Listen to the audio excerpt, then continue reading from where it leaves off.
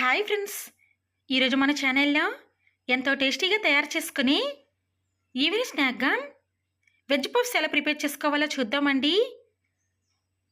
చాలా టేస్టీగా ఉంటాయండి ఇలా కనుక ప్రిపేర్ చేసుకున్నారంటే.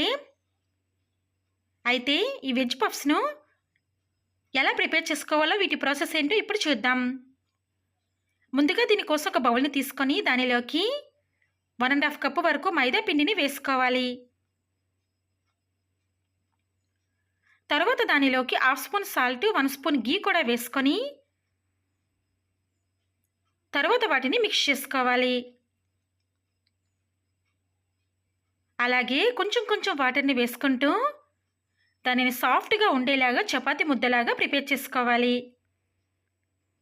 ఈ విధంగా కలుపుకున్న దానిని ఒక 10 నిమిషాల పాటు పక్కన పెట్టుకోవాలి.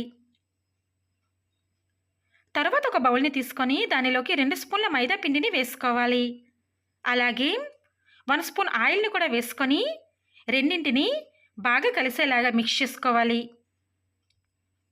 ఇలా తయారు చేసుకున్న మిశ్రమాన్ని పఫ్స్ని అంటించుకోవడానికి యూజ్ చేస్తామండి. ఇలా కలుపుకున్న తర్వాత దీనిని పక్కన పెట్టుకోవాలి. తర్వాత ఉడికించుకున్న ఒక పొటాటోని తీసుకొని దాన్ని తొక్క తీసి బాగా వాష్ చేసుకొని చిన్న ముక్కల్లా కట్ చేసుకొని ఒక గ్రేడర్తో తురుముకోవాలి. ఈ విధంగా తురుముకున్న తర్వాత దానిని పక్కన పెట్టుకొని స్టవ్ ఆన్ చేసుకొని స్టవ్ పై ఒక ప్యాన్ పెట్టుకొని దానిలోకి 1 స్పూన్ ఆయిల్ని వేసుకొని ఆయిల్ హీట్ అయిన తర్వాత మంటను మీడియం ఫ్లేమ్లో పెట్టుకొని తర్వాత దానిలోకి కొంచెం జీలకర్ర, కొంచెం ఇంగువ, చిన్నగా కట్ చేసుకున్న కొంచెం అల్లం తురుము, కొంచెం పచ్చిమిర్చి తురుము, అలాగే కొంచెం వెల్లుల్లి తురుమును కూడా వేసుకొని ఒకసారి వాటిని ఫ్రై చేసుకోవాలి.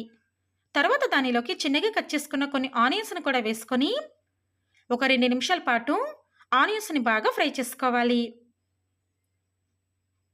ఆనియన్స్ బాగా వేగిన తర్వాత దానిలోకి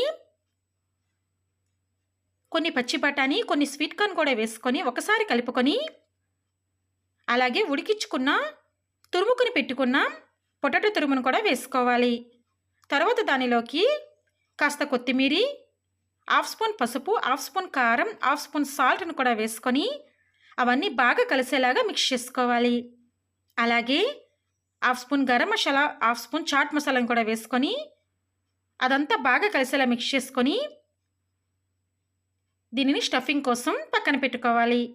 తర్వాత ముందుగా కలిపి పెట్టుకున్న మైదా మిశ్రమాన్ని చిన్న చిన్న ఉండల్లా కట్ చేసుకొని 1 బై 1 తీసుకొని కొంచెం కొంచెం పిండిని చల్లుకుంటూ చపాతీ కర్రతో చపాతీలాగా ఒత్తుకోవాలి. ఈ విధంగా చపాతీలాగా అన్నిటినీ ఒత్తుకున్న తర్వాత 1 బై 1 తీసుకొని ముందుగా మనం తయారు చేసుకున్న మైదా పేస్టుని అంటించుకొని ఒకదానిపై ఒకటి పెట్టుకొని రెడీ చేసుకోవాలి.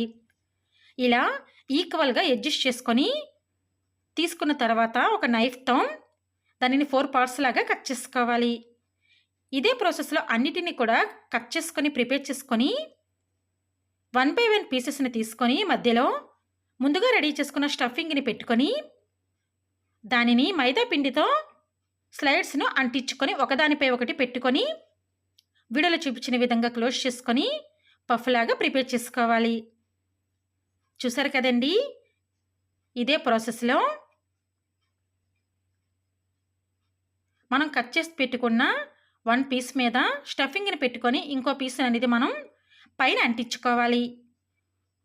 ఇలాగే మనకి కావాల్సినన్ని ప్రిపేర్ చేసుకొని తీసుకొని స్టవ్ ఆన్ చేసుకొని స్టవ్ పై ఒక ప్యాన్ పెట్టుకొని దానిలోకి డీప్ ఫ్రై కోసం ఆయిల్ హీట్ చేసుకొని ఆయిల్ హీట్ అయిన తర్వాత మనం రెడీ చేసుకొని ప్రిపేర్ చేసుకొని పెట్టుకున్న వెజ్ పఫ్స్ను ఆయిల్లో వేసుకొని 2 వైపులా కూడా మంచి కలర్లోకి వచ్చేంత వరకు స్లోగా వాటిని రివర్స్ చేసుకుంటూ ఫ్రై చేసుకోవాలి. అవి బాగా వేగిన తర్వాత వాటిని స్ట్రైనర్లోకి తీసుకోవాలి. అంతేనండి, చాలా టేస్టీగా తయారు చేసుకుని ఈవినింగ్ స్నాక్గా వెజ్ పఫ్స్ రెడీ. పిల్లల స్కూల్ నుంచి వచ్చేసరికి ఇంట్లోనే వీటిని చాలా ఈజీగా ఈ ప్రాసెస్లో తయారు చేసి వాళ్ళకి ఇవ్వండి, చాలా చాలా ఇష్టంగా తింటారు.